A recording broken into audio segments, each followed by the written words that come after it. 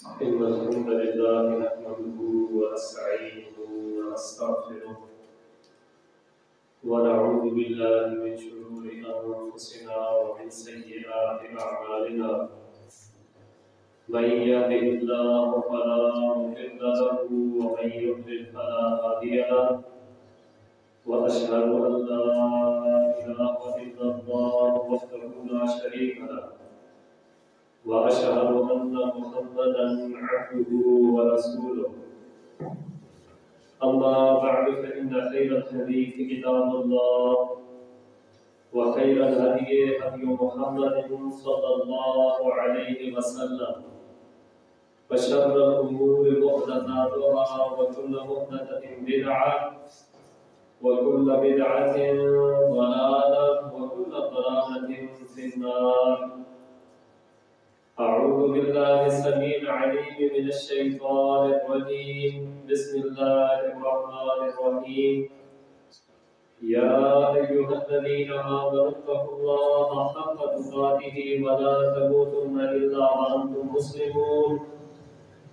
يا أيها الناس اتقوا ربكم الذي خلقكم من نفس واحدة وخلق منها زوجها وبث منهما رجالا كثيرا ونساء واتقوا الله الذي تساءلون به والأرحام إن الله كان عليكم رقيبا. يا أيها الذين آمنوا اتقوا الله وقولوا قولا سديدا يصلح لكم أعمالكم ويغفر لكم ذنوبكم ومن يطع الله ورسوله فقد فاز فوزا عظيما. اللهم صل على محمد وعلى آل محمد كما صليت على إبراهيم وعلى آل إبراهيم إنك حميد مجيد. اللهم بارك على محمد وعلى آل محمد كما باركت على إبراهيم وعلى آل إبراهيم إنك حميد مجيد.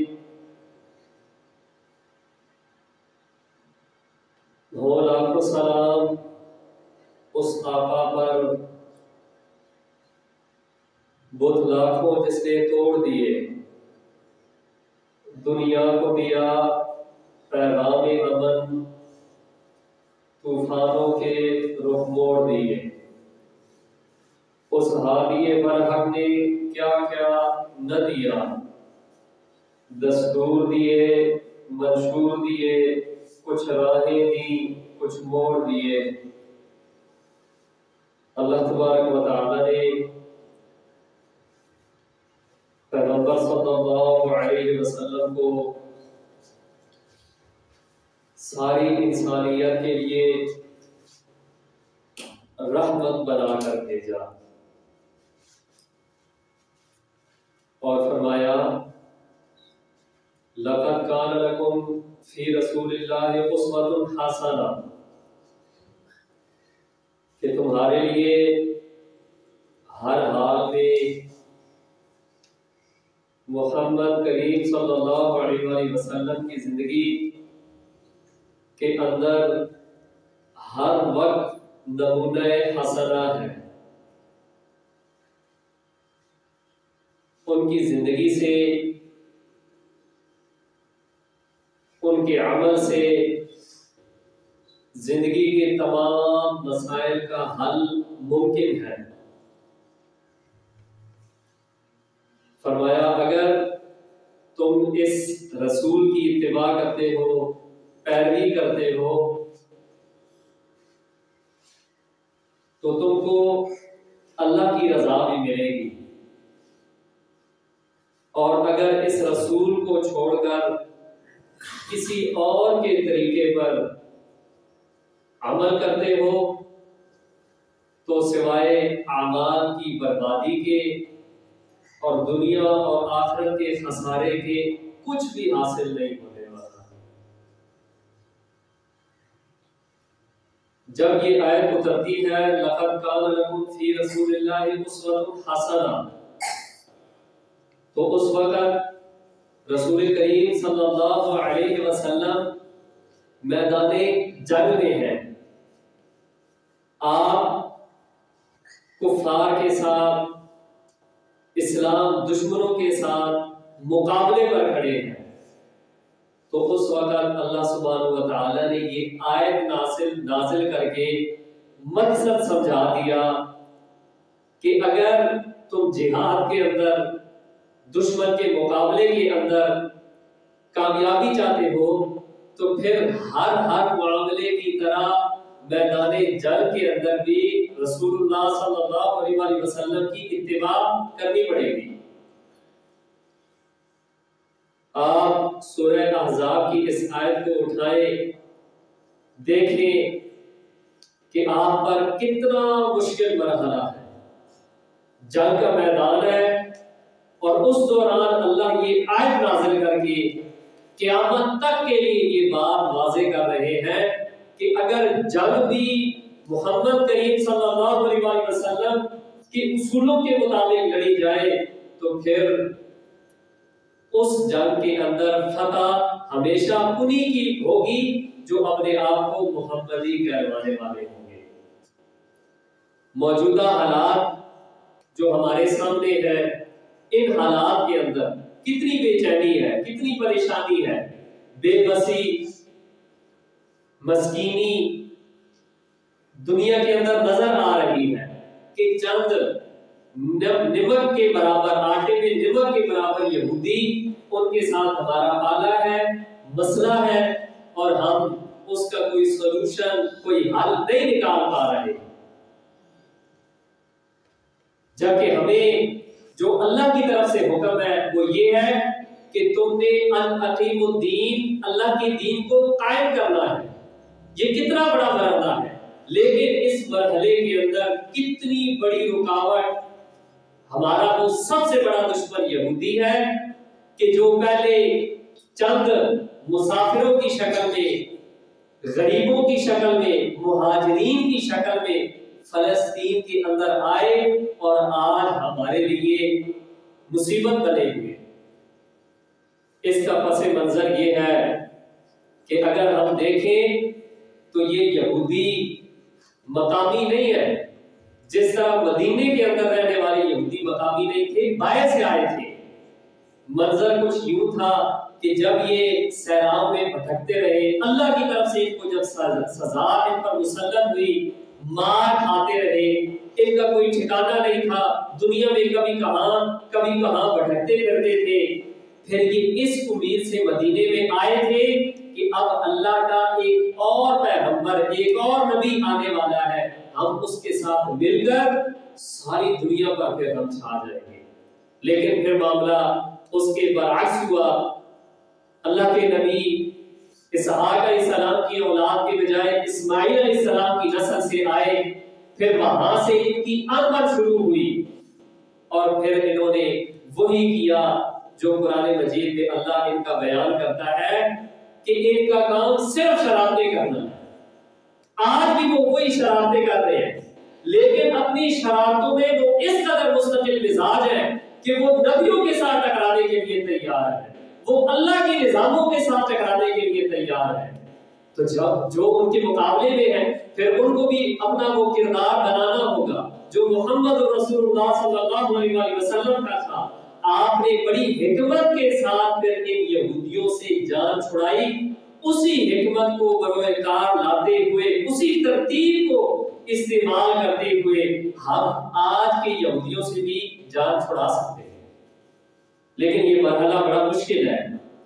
پہلا مرحلہ اللہ کے نبی صلی اللہ علیہ وسلم نے جو اختیار کیا، پہلا قدم، اس سے پہلے اگر ہم یہ دیکھیں کہ موجودہ یہودی اور مدینے کے یہودیوں میں کتنی مماثلت ہے، یہ یہودی اسی طریقے پر چل کر آج ہم پر قابض ہوئے ہیں۔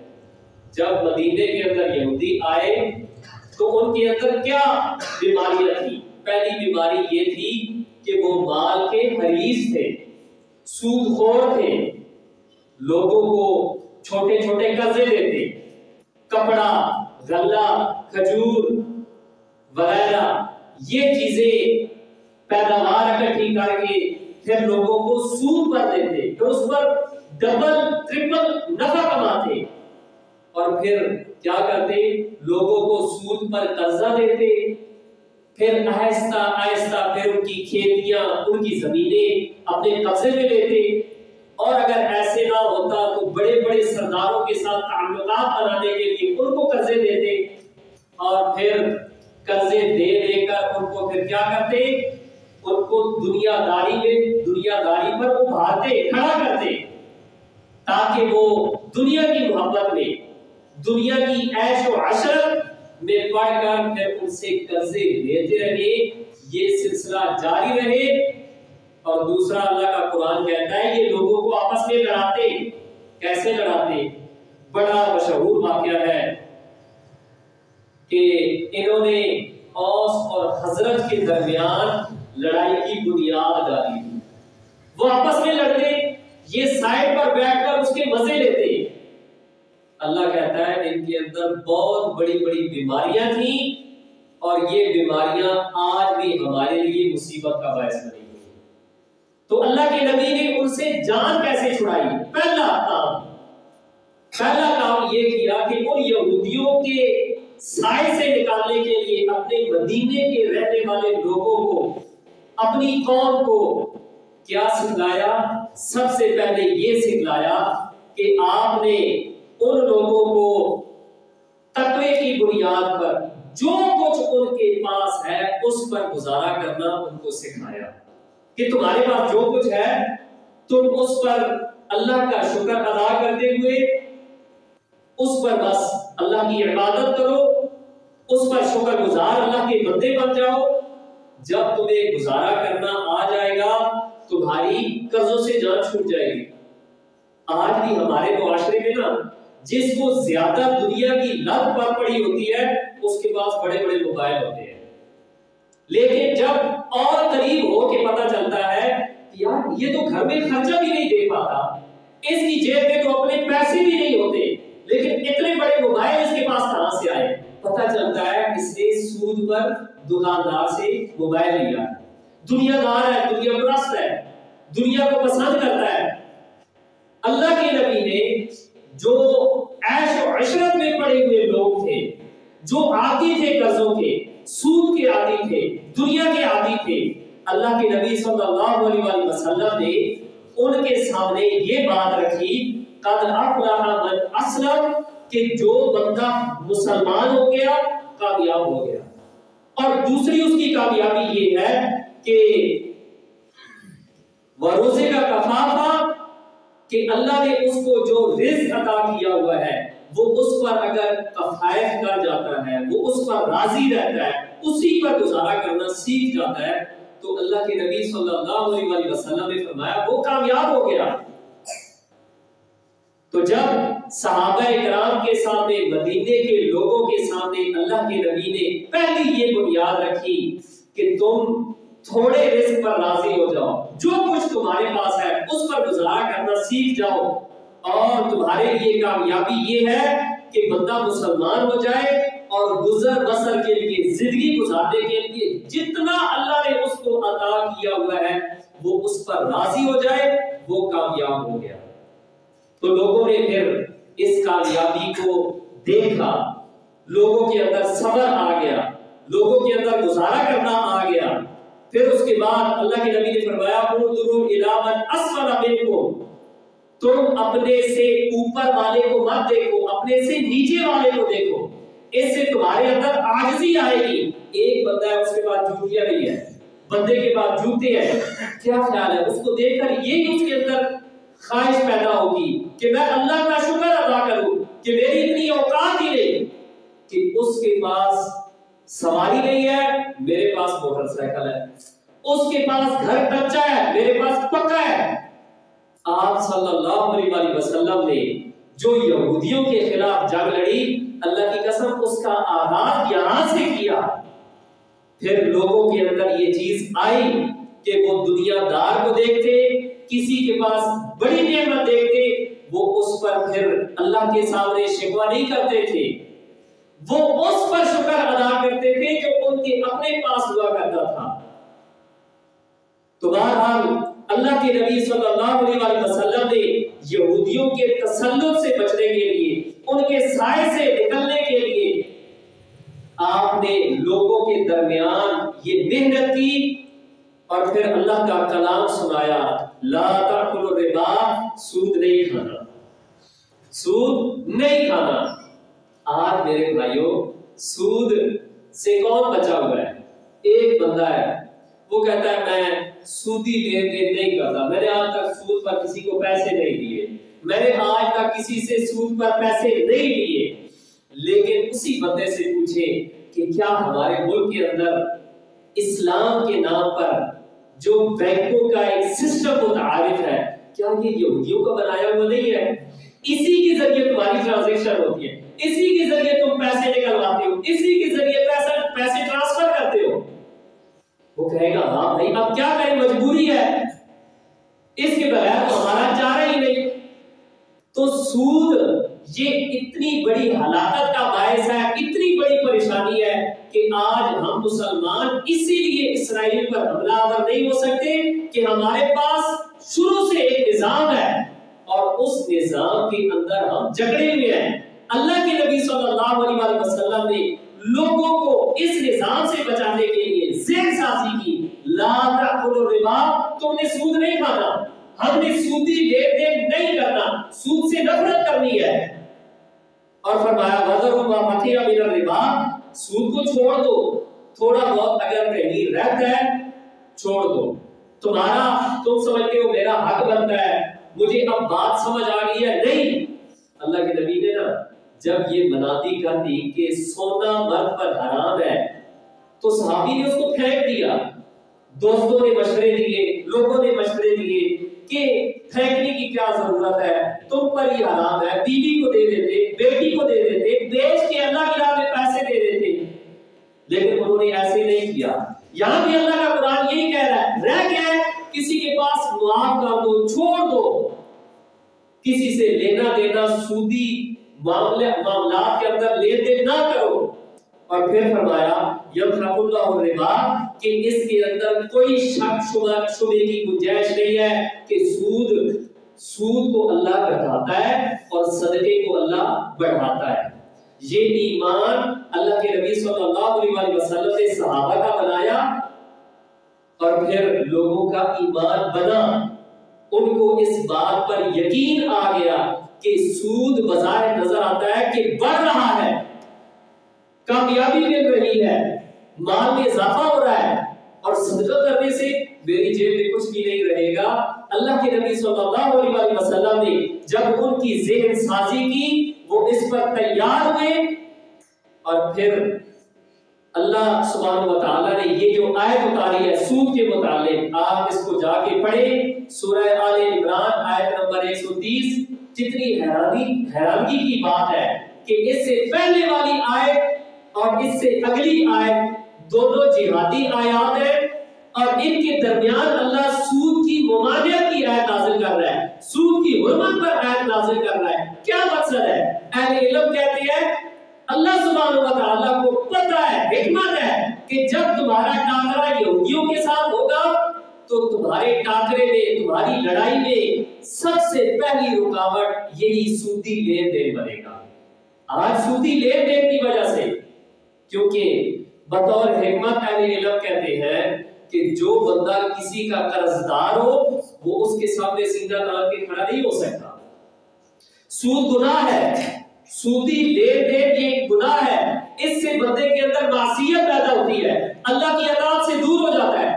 جہاد، کفار کے ساتھ لڑائی، یہ اللہ کی اطاعت ہے، اور یہ کیسے ممکن ہے کہ بندہ سودی لین دین کرتا ہو، سود پر راضی ہو؟ جیسے آج لوگ کہتے ہیں ہم راضی نہیں ہیں۔ کیوں نہیں بھائی؟ آپ تو جہاد کی مخالفت کرتے ہو، ڈنکی کی چوٹ پر کہتے ہو ان کا جہاد ٹھیک نہیں ہے۔ بھائی ان کا جہاد ٹھیک نہیں ہے، تم اس پر محنت کیوں کرتے ہو؟ تمہیں اللہ کا حکم ہے تم ٹھیک ہو، تم جہاد کر کے دکھاؤ، کتنا مشکل مسئلہ ہے، تم اس پر زور نہ لگاؤ، تم اس پر زور لگاؤ کہ کیا تم اس موجودہ سودی نظام پر راضی نہیں ہو؟ ہم نے تجھ کو روتے ہوئے نہیں دیکھا، پرہیز کرتے ہوئے نہیں دیکھا کہ میری بہت بڑی مجبوری ہے، لیکن اس کے باوجود میں بینک پر اس سسٹم پر کم سے کم انحصار کر رہا ہوں، ہم نے تجھے یہ قربانی دیتے ہوئے نہیں دیکھا، اور باتیں بڑی لمبی لمبی کرتا ہے، وہ جہاد ٹھیک نہیں ہے۔ ابو داؤد شریف کی حدیث ہے، جب تم سودی لین دین کرنے لگو گے اس پر راضی ہو جاؤ گے۔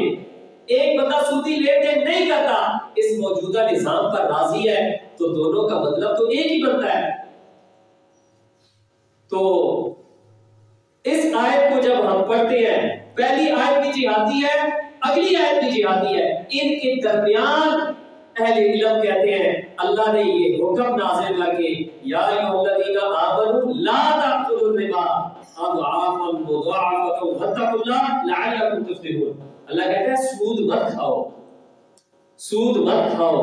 تو اللہ کے نبی نے سب سے پہلے مدینے کے لوگوں کی یہ تربیت کی، ان کو یہودیوں کے اس شکنجے سے بچا کر ان کو اس سے نکالا، اور پھر دوسرا اقدام اللہ کے نبی کا یہ تھا کہ یہود کی طرف سے جو پھوٹ ڈالنے کی کوشش تھی، شرارت کی، جو آج بھی جاری ہے، ہم نہیں سمجھتے، ہم سمجھتے ہیں ان کی جنگ ختم ہو گئی، ہمارے پاس اپنا سسٹم ہے، اپنی فوج ہے، اپنی انٹیلیجنس ہے، ہمارے پاس یہ ہے وہ ہے، ہم سمجھتے ہیں کہ ان کو ہمارے درمیان گھسنے کی وہ کوشش ہی نہیں کریں گے۔ ایسی بات نہیں ہے، وہ ہمارے درمیان رہتے ہیں، وہ اس کو ایک اپنا مذہبی فریضہ سمجھتے ہیں مسلمانوں کو آپس میں لڑانے کا۔ الرحیق المختوم کے اندر یہ واقعہ موجود ہے، ابن اسحاق کا بیان ہے، کہتے ہیں ایک بوڑھا شاش بن قیس، بوڑھا وہ جب اسلام آ گیا، مدینے میں ابھی یہودی موجود تھے، تو کہتے ہیں کہ وہ گزر رہا تھا، اس نے دیکھا اوس اور حضرت، یہ دو بڑے قبیلے تھے مدینے کے، جواب میں مسلمان ہو گئے۔ اس نے دیکھا کہ دونوں آپس میں گپ شپ لگا رہے ہیں، آپس میں باتیں کر رہے ہیں، تو یہ شاش بن قیس کہتا ہے کہ اللہ کہ اب مدینے کے جو سرداران ہیں یہ اس طرح گپ شپ لگائیں گے، اگر یہ اس طرح گپ شپ لگاتے رہے تو ہم یہودیوں کا یہاں گزر بسر ختم ہو جائے گا۔ اللہ کی قسم، بندہ اس پر غور کرے، ان یہودیوں کی بصیرت کو دیکھے، یہ دور کی سوچ رکھتے ہیں۔ اس نے کہا اوس اور خزرج، اور پیچھے ہم دیکھ چکے ہیں کہ یہ لوگوں کو آپس میں لڑاتے تھے، اس سے اپنا منافع مال جمع کرتے تھے، ایک گروپ کو دوسرے کے ساتھ لڑاتے، ایک قبیلے کو دوسرے کے ساتھ لڑاتے، پھر دونوں طرف قرضے دیتے۔ آج بھی یہی حال ہے، جب ایک طرف سے صلح ہونے کی قریب ہوتی پھر آگ لگا دیتے۔ تو یہ شاش بن قیس کہتا ہے اگر یہ آپس میں اس طرح مل کر باتیں گپے ہانکتے رہے، بدل گیر رہے، تو پھر اس مدینے میں ہمارا گزر بسر ختم ہو جائے گا۔ اور ابھی اللہ کے رسول کے ساتھ یہودیوں کا ٹاکرا نہیں ہوا، یہ پہلے ہی یہ بات کہہ رہا ہے۔ تو پھر اس نے یہ کیا کہ ایک نوجوان کی ڈیوٹی لگائی، اس سے کہا کہ تم وہ پرانے حالات ان کے سامنے بیان کرو، دونوں طرف سے جو اشعار کہے جاتے تھے ایک دوسرے کو بھڑکانے کے لیے، ایک دوسرے پر حملہ آور کرنے کے لیے، وہ اشعار ان دونوں کے درمیان کہو، پرانی باتیں چھیڑو۔ وہ یہودی نوجوان شاش بن قیس کا شاگرد ان کے درمیان بیٹھتا ہے، بڑے طریقے کے ساتھ پھر وہ پرانی باتیں گڑھے کھودنا شروع کر دیتا ہے۔ اب حالت یہ ہوتی ہے کہ اوس اور خزرج دونوں قریب تھے، تلواریں نکال کے ایک دوسرے کی گردنیں مارنا شروع کر دیتے ہیں۔ اللہ کے نبی کو پتا چلا، صحابہ کے ساتھ دوڑے دوڑے آئے اور آ کر کہا کہ تم ابھی میری موجودگی میں اس طرح کی جہالت کے نعرے مار رہے ہو، جبکہ اللہ نے اسلام کے ذریعے تم کو وہ نعمت عطا کی ہے، تم اس کو بھول گئے ہو۔ پرانی باتیں، جاہلیت کی باتیں، اللہ کے نبی نے ان کے سامنے وہ باتیں رکھی کہ کیسے شیطان تمہارے اندر گھسا، کیسے شرارت کی گئی۔ پھر وہ لوگ رونا شروع ہو گئے، آپس میں بدل گیر ہو گئے۔ پھر اس شرارت کا اللہ کے نبی صلی اللہ علیہ وسلم نے خاتمہ کر دیا۔ یہ دوسرا اقدام تھا اللہ کے نبی کا، احسان و قربانی۔ شروع میں جب مدینے میں لوگ گئے، اللہ کے نبی نے جب یہ بنیاد رکھی کہ تم نے ایک دوسرے کو بھائی بھائی سمجھنا ہے، المسلم اخو المسلم لا یظلمہ ولا یسلمہ، نہ اس پر ظلم کرتا ہے، نہ اس کو ظالم کے حوالے اور قرآن کہتا ہے انما المؤمنون اخوہ، مسلمان مسلمان کا بھائی ہے۔ اس کی اللہ کی قسم اس سے بڑی مثال اور کیا ہوگی کہ پھر مسلمان وراثت میں دوسرے کو حصہ دینے پر آ گئے، اپنی وراثتی جو حق ہے اس میں لوگوں کو انہوں نے تقسیم کرنا شروع کر دیا۔ تو اللہ کے نبی نے یہ دوسری بنیاد رکھی تھی مدینے کے اندر یہودیوں کے ساتھ ٹکرانے سے پہلے۔ آج بھی یہی صورتحال، دو چیزوں سے اگر ہم بچ جائیں پھر اگلے کے کام بالکل آسان ہو جائیں گے۔ پہلا کہ ہم حرام کھانا چھوڑ دیں، ہم ایک دوسرے کے ساتھ زیادتی کرنا چھوڑ دیں، سودی نظام کو ہم چھوڑ دیں، اس کے خاتمے کے لیے خود کو اس طرح متحرک کریں جس طرح ایک مجاہد متحرک ہوتا ہے، اور یہ جھوٹ بولنا چھوڑ دیں۔ یہ جو لوگ کہتے ہیں کہ ان یہودیوں کے ساتھ اب لڑائی لڑنا بہت مشکل ہے، اللہ کی قسم کوئی مشکل نہیں ہے۔ شرم آنی چاہیے ایسے لوگوں کو۔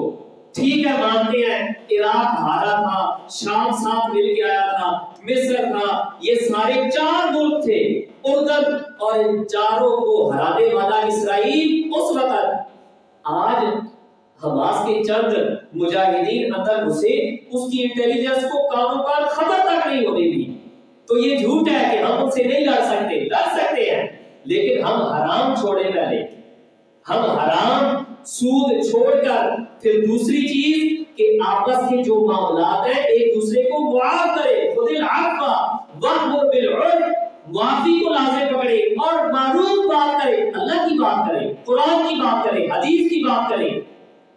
کردار حدیث کردار بنے ہمارا، ہم لا الہ الا اللہ کہیں پھر اس کا پاس رکھیں، محمد رسول اللہ کہیں پھر اللہ کے نبی سے وفا کریں۔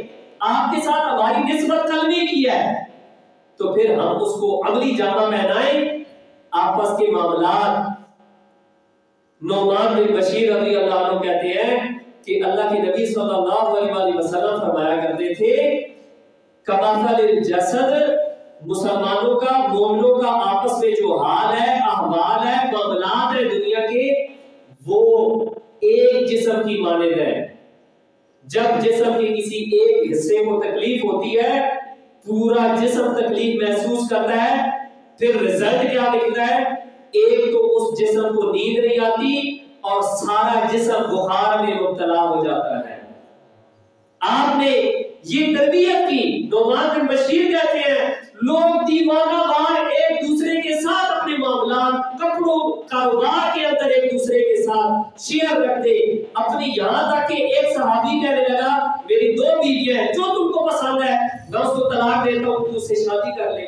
یہ اللہ کے نبی کی تربیت اور ان کا صحابہ کرام کا مدینے کے لوگوں کا اثر۔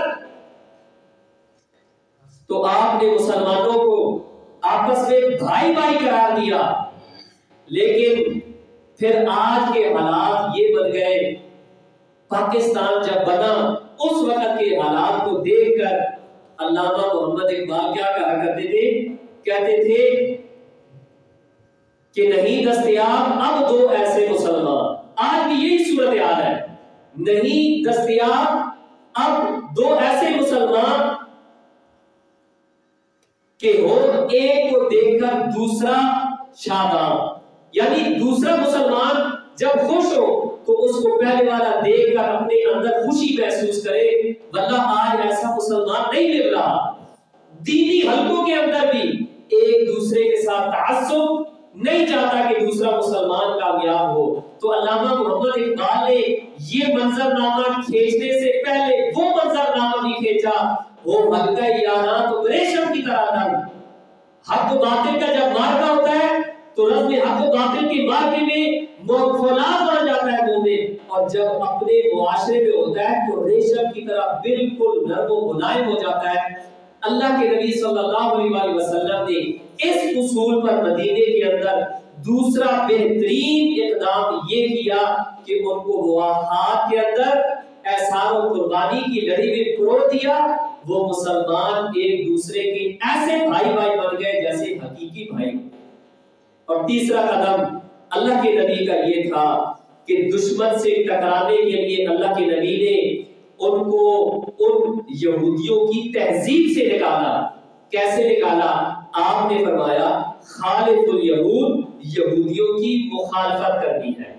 फिर फरमाया ला तशब्बहु बिल यहूद, यहूदियों की तशबीह इख्तियार करनी, उन जैसा नहीं बनना। आपने फरमाया दाढ़ी को, सफेद दाढ़ी को रंगीन रंग लगाओ, रंग लगाओ, इसको रंगो। क्यों? क्योंकि यहूदी अपनी सफेद दाढ़ी को, सफेद बालों को रंग नहीं लगाते। फिर फरमाया तुम जूतियां पहन कर कभी कभी नमाज पढ़ा करो। मुजाहिदीन पढ़ते हैं, जबकि यहूदी ये नहीं करते थे। अल्लाह के नबी ने फरमाया मुखालफत करनी है। फिर फरमाया कि सलाम में पहल नहीं करनी इन यहूदियों को। फिर फरमाया सलाम हर आम और खास को करना है, जिसको जानते हो, जिसको नहीं जानते उसको करना है। क्यों? क्योंकि सलाम से यहूदी चिढ़ते हैं। फिर फरमाया ऊंची आमीन कहनी है, दुआ हो, सूरह फातिहा हो, उसके अंदर आमीन कह दिया। क्यों? क्योंकि यहूदी आमीन से चिढ़ता है। अल्लाह के नबी सल्लल्लाहु अलैहि वसल्लम ने मुआशरे की तरबियत करते हुए यहां तक फरमाया कि जो बंदा यहूद व नसारा की तशबीह इख्तियार करेगा, उनकी मुशाबिहत इख्तियार करेगा, आपने फरमाया वो उन्हीं में से होगा। फिर फरमाया कि मैं इबादत के अंदर भी अल्लाह के नबी सल्लल्लाहु अलैहि वसल्लम कितना परहेज करते थे। आप रोजा रखते थे, मदीने में जब गए पता चला यहूदी भी रोजा रखते हैं 10 मुहर्रम का। आपने फरमाया अगले साल मैं नामी का भी रखूंगा। अल्लाह के नबी सल्लल्लाहु अलैहि वसल्लम ने ये नजरिया पैदा किया मुसलमानों के अंदर कि हम उनके साथ कारोबार में शराकतदार नहीं हो सकते। हम अपने हुलिये में, रहन सहन में, इबादत में, किसी भी मामले के अंदर, लिबास में हम यहूदियों के साथ एक जगह नहीं रह सकते। हमें हर हाल में अपनी तहजीब पर अमल करना होगा। जो उनकी तहजीब पर अमल करेगा, अल्लाह के नबी ने फरमाया वो उन्हीं में से हो जाएगा। तो आपने मदीने के अंदर इस कदर लोगों के अंदर यहूदियों के खिलाफ काम किया। आपने बाकायदा कि नमाज के दौरान अल्लाह के नबी सल्लल्लाहु अलैहि वसल्लम बार-बार आसमान की तरफ देखा करते थे। अल्लाह फरमाता है क़द नरा तक़ल्लुब वजहिका फिस समा फलनुवल्लियन्नका क़िबलतन तर्दाहा। क्यों देखा करते थे? अल्लाह कहता है हम आपको देख रहे हैं, हमें महसूस है, आपका एहसास है, महसूस कर रहे हैं कि आप नमाज के दौरान बार-बार क्यों आसमान की तरफ देखते थे, क्यों देखा करते थे? क्योंकि मदीने में जाकर मुसलमान भी उसी किबले की तरफ मुंह करके नमाज पढ़ते थे जिस किबले की तरफ यहूदी मुंह करके नमाज पढ़ते थे। किबला अव्वल, अल्लाह के नबी को यह भी गवारा नहीं था कि जिस किबले की तरफ यहूदी नमाज मुंह करके नमाज पढ़ते हैं, हम मुसलमान भी उस तरफ मुंह करके नमाज पढ़े। तो अल्लाह ने फिर आपको नमाज के दौरान अपना चेहरा मुबारक फेरने का हुक्म नाज़िल कर दिया। सब ने फिर मक्के की तरफ मुंह करके नमाज पढ़ना शुरू कर दी। सुभान अल्लाह। ये अल्लाह के नबी सल्लल्लाहु अलैहि वसल्लम का तीसरा इक़दाम था। आपने फिर इस पर लोगों को खड़ा किया। इंशाअल्लाह फिर अगले जुमे के अंदर या उससे अगले जुमे के अंदर फिर हम चौथे और आखिरी इक़दाम का जिक्र करेंगे, जिसके बाद अल्लाह सुब्हानहू व तआला ने मुसलमानों को वो नुसरत, वो फतह अता की। फिर इन यहूदियों से हमेशा हमेशा के लिए मुसलमानों की जान छूट गई। आज फिर हमारा उनके साथ वाला है। इंशाअल्लाह अल्लाह के वादे मौजूद है, कुरान की आयत की शक्ल में, अहदीस मौजूद है कि फिर वो वक्त आने वाला है कि मुसलमान उनके साथ लड़ेंगे, मुसलमानों का मुकाबला होगा। और अल्लाह के नबी ने फरमाया हर शय बोलकर, चीख कर एक मुजाहिद को, मोमिन को पुकार कर रहेगी, ऐ मोमिन, ऐ मुजाहिद, आप मेरे पीछे यहूदी छुपा है, आज इसको कत्ल कर। वो दिन आने वाला है, लेकिन उससे पहले हम मरहलावार अल्लाह के नबी सल्लल्लाहु अलैहि वसल्लम की उस हिकमत पर अमल करें, उस तरतीब पर अमल करते हुए अपनी मंजिल की तरफ बढ़े। फिर अल्लाह तबारक व तआला का वो वादा आएगा। अल्लाह तबारक व तआला से दुआ है अल्लाह ताला जो सुना, जो कहा, उस पर अमल की तौफीक अता फरमाए। व आखिरु दावाना अल्हम्दुलिल्लाहि रब्बिल आलमीन।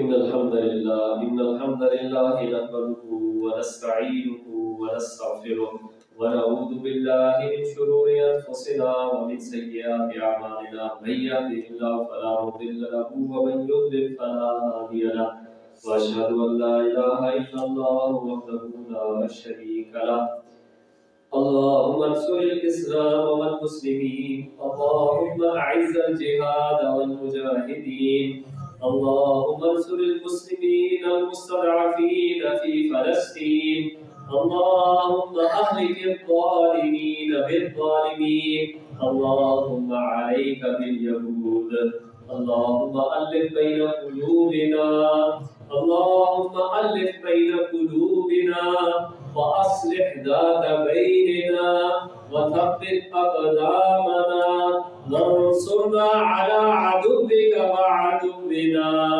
اللهم أعز الإسلام والمسلمين والمستضعفين في فلسطين والمستضعفين في فلسطين اللهم انصر إخواننا في فلسطين اللهم احفظهم من بين أيديهم ومن خلفهم وعن يمينهم وعن شمائلهم اللهم إنا نسألك الهدى والتقى والعفاف والغنى ربنا تقبل منا إنك أنت السميع العليم سبحان ربك رب العزة عما يصفون وسلام على المرسلين والحمد لله رب العالمين.